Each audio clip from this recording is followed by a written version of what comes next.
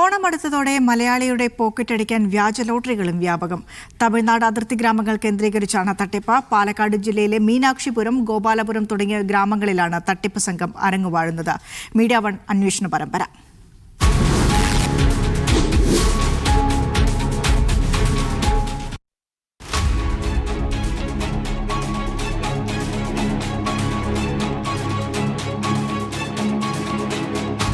ഓണക്കാലത്ത് ലോട്ടറി എടുത്ത് ഭാഗ്യം പരീക്ഷിക്കാനിറങ്ങുന്നവർ ഒരു തവണ ആലോചിക്കുക. വ്യാജ ലോട്ടറികളും സജീവമാണ് വിപണിയിൽ. അതും ഒറിജിനലിനെ വെല്ലുന്ന നല്ല അസൽ ഫോട്ടോസ്റ്റാറ്റ് ലോട്ടറികൾ. ലോട്ടറി തട്ടിപ്പ് പലവിധമാണ്. അതിലൊന്നു മാത്രമാണ് തട്ടിപ്പ് സംഘങ്ങൾ സ്വന്തം നിലയ്ക്ക് അടിച്ചിറക്കുന്ന വ്യാജൻ. കണ്ടാൽ കേരള ലോട്ടറി വകുപ്പ് ഇറക്കുന്നത് എന്ന് തന്നെ വിശ്വസിച്ചു പോകും. പക്ഷേ എടുത്തുകൂട്ടിയിട്ട് കാര്യമില്ല. കാശ് പോകുന്നത് മാത്രമായിരിക്കും മിച്ചം. അതിർത്തി ഗ്രാമങ്ങളിൽ തട്ടിപ്പിനിരയായവർ നിരവധി. ക്യാഷ് പോയത് പലരും തിരിച്ചറിഞ്ഞത് പോലീസ് വ്യാജ ലോട്ടറികളും പ്രിന്ററുകളും പിടികൂടിയപ്പോൾ മാത്രം.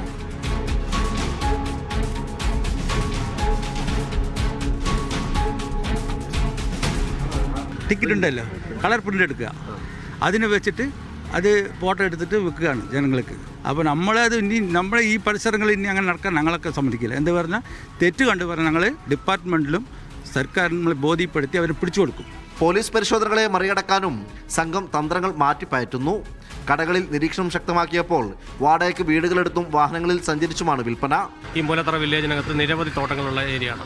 ആ ഏരിയയിൽ മുഴുവൻ ഇപ്പോഴും ഇത് നടന്നുകൊണ്ടിരിക്കുന്നുണ്ട്. അതേപോലെ തന്നെ കാറുകളിൽ, വാനുകളിൽ 10-15 പെണ്ണുങ്ങളെ കൂട്ടി കാറുകളിൽ ഒരു 3 പെൺകുട്ടികളെ ഇരുത്തുക, ഇവർ 2 ആണുങ്ങളും പോയി ഈ കാറിനകത്ത് നിന്നിട്ടാണ് ഇത് വാട്സപ്പ് വഴി ഈ ടിക്കറ്റ് വിറ്റുകൊണ്ടിരിക്കുന്നത്.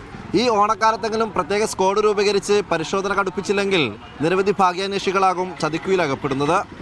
ഷിജു യൂറ്റൂരിനൊപ്പം സലാം മുഹമ്മദ്, മീഡിയ 1 പാലക്കാട്.